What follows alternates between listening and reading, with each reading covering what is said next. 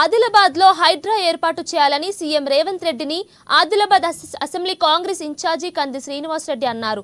చెరువులను పూడ్చి కబ్జాదారులు చేసిన అక్రమ నిర్మాణాలు తొలగించి తాగునీటి వనరులను సంరక్షించేందుకు రేవంత్ రెడ్డిని హైడ్రా ఏర్పాటు చేయడం అభినందనీయమని చెప్పారు. ఇక ఆదిలాబాద్ జిల్లా కేంద్రానికి కూడా దీనిని విస్తరింపజేయాలని ముఖ్యమంత్రికి విజ్ఞప్తి చేశారు. స్వాతంత్ర్యం వచ్చిన తర్వాత ఏ ముఖ్యమంత్రి కూడా చెరువుల రక్షణకు సీఎం రేవంత్ రెడ్డి లాగా సాహసోపేత నిర్ణయాలు తీసుకోలేదని చెప్పారు.